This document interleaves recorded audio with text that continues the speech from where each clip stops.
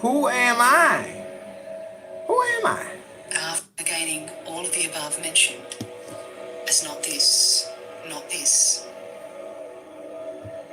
that awareness which alone remains, that I am. Hello? The nature of awareness is existence, consciousness, bliss. Stephen, are you I can forget about the fact that my asshole was stretched out. The realization of the self will be gained. My hemorrhoids The hurt. world, which is what is I got seen, hemorrhoids. They hurt. has been I'm not removed. happy. My hemorrhoids hurt. I got Then cancer. there will be I got realization diarrhea. I got lactose which is the intolerance. seer. I lost $1 million on the stock market yesterday, and my hemorrhoids just became so inflamed. But while the world is there, or taken as real, Hello? there will not be realization of the self. This is because the seer and the object seen are like the rope and the snake. Just as the knowledge of the rope, which is the substrate. Okay, if I have captive audience, I'd rather just read to you all if you have ears for listening. Put your penis back in your pants. Put my penis back in my pants. Okay, so I can read to you from the Zohar, from the Tao of Wing Chun, from Danton, from the Book of Thoth, from the biography of Walt Disney, from Shakespeare, from Pearls of Wisdom, from Photography Handbook, from the Walt Disney Corporation, Les Miserables, Meditation, The Pooh Perplex, and Mad magazine, as well as the Letters of King George III, as well as the Tao Te Ching, the Bahir, or Tarot Mirror of the Soul, or the Zen Book, or the San Francisco Oracle, or Karl Marx, or the True and Invisible Rosicrucian Order, or or Herod's Court, or the Sefer HaAgadah. Which one's it gonna be? Mad magazine all the way. Who? Me? Worry?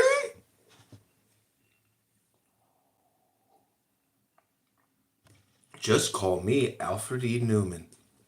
Okay, let's read Mad Magazine then. As I ingest this sacred herb, I pray for health, wealth, love, and peace of mind. May the power of the law come unto us all, so that we may truly be divine.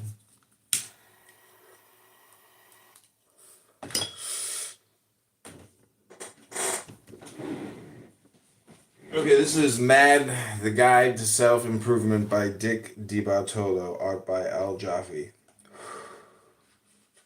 Or is it because A works as the photographer for the magazine that features beautiful nude women, and B works in the dead letter department at the post office?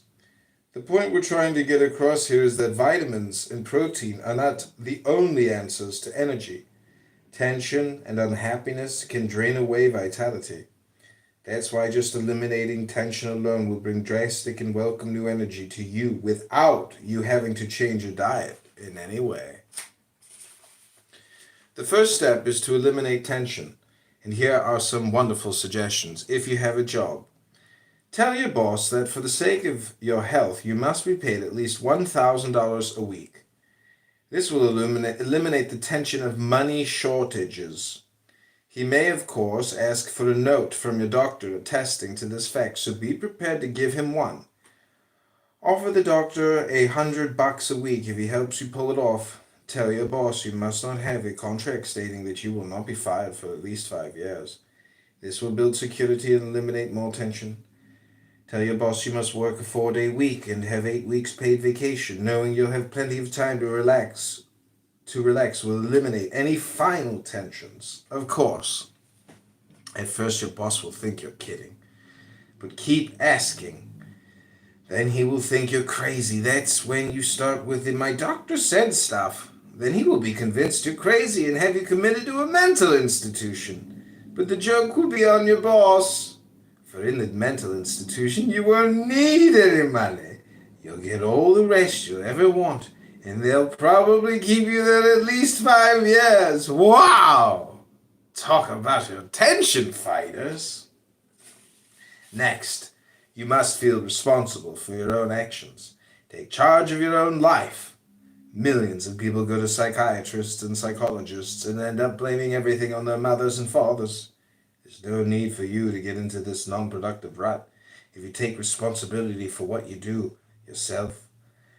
You can occasionally blame something on an aunt, uncle, or distant cousin just for the change of pace. Now, the problem's out of the way, let's get to the new energy. First off, there are a couple of things that will have to go. If you smoke cigarettes and drink coffee, you're in trouble. If you smoke coffee and drink cigarettes, you're not only in trouble, you also have horrendous vision problems. Next, you must eliminate sweets, all sweets, no cake, no candy, not even watching repeats of Doris Day movies on television. Already you're probably feeling energy swelling up inside, energy to tear this book up in shreds. See, besides feeling stronger, you're also getting smarter. Next, say goodbye to starch. You must eliminate starch from your diet to feel better. It wouldn't hurt to eliminate starch from your shirts and underwear too.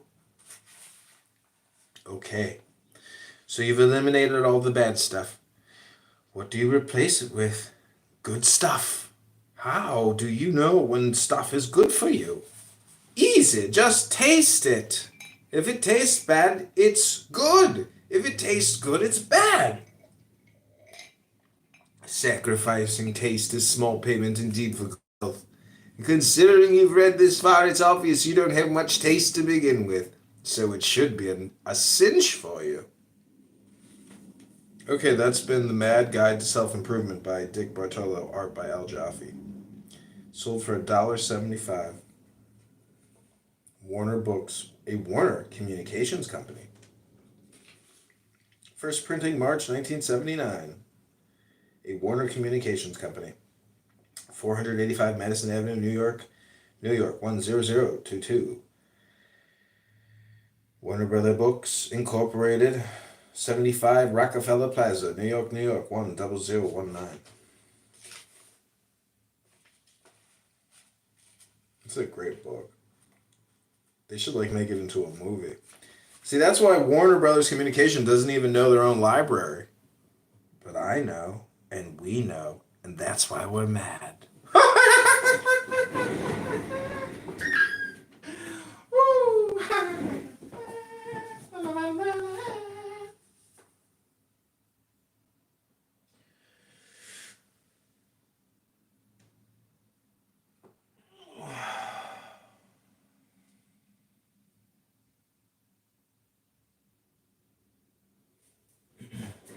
Okay, I'm going to read to you from William James, The Varieties of Religious Experience.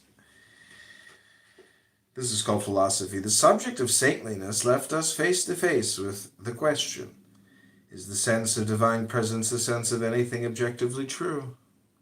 We turned first to mysticism for an answer and found that although mysticism is entirely willing to corroborate religion, it is too private and also too various in its utterances to be able to claim a universal authority.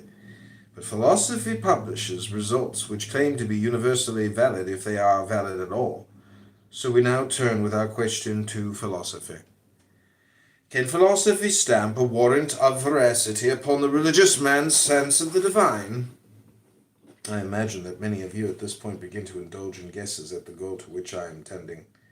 I have undermined the authority of mysticism, you say, and the next thing I shall probably do is to seek to discredit that of philosophy. Religion, you expect to hear me conclude, is nothing but an affair of faith, based either on vague sentiment or on that vivid sense of the reality of things unseen, of which in my second lecture, and in the lecture on mysticism, I gave so many examples. It is essentially private and individualistic.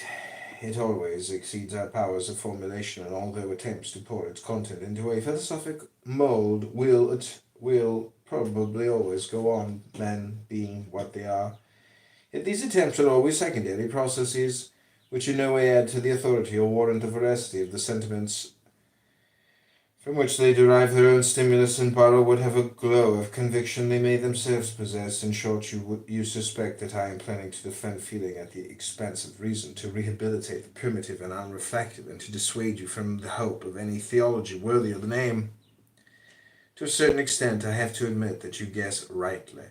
I do believe that feeling is the deeper source of religion, and that philosophic and theological formulas are secondary products, like translations of a text into another tongue. But all such statements are misleading from their brevity, and it will take the whole hour for me to explain to you exactly what I mean. Okay, this is lecture number 18 on philosophy, page 338. This is William James, The Varieties of Religious Experience. Introduction by Reinhold Niebuhr. On the title of the page, it says, Pragmatism... Hello? Somebody's trying to call me.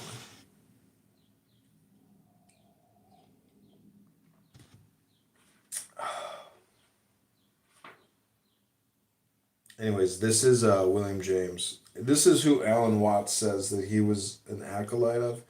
This is the dust jacket. I believe that no so-called philosophy of religion can possibly begin to be an adequate translation of what goes on in the single private man. In The Varieties of Religious Experience, William James approached the study of religious phenomena in a new way, as a pragmatist and as an experimental psychologist. Rejecting the rationalist philosophical systems that dominated continental Europe of his day, James sought a more empirical means of making sense of the world and found in the deeper levels of subconscious experience manifestations of man's link with the divine. Explaining the book's intentions in a letter to a friend, he stated, The problem I've set myself is a hard one. First, to defend experience against philosophy as being the real backbone of the world's religious life, and second, to make the hearer or reader believe what I myself invincibly do believe, that although all the special manifestations of religion may have been absurd, I mean its creeds and theories, yet the life of it as a whole is mankind's most important function. To substantiate his beliefs, James cites evidence from his own experience and from that of such diverse thinkers as Voltaire, Whitman, Emerson, Luther, Tolstoy, John Bunyan, and Jonathan Edwards, and subjects to analysis examples of religious thought and life from the widest variety of theological and religious viewpoints. Collier's Books, 866 3rd Avenue, New York, New York, 10022. Everything awesome seemed to come out of New York, huh? Seemed like it was a swinging place, baby. Woo!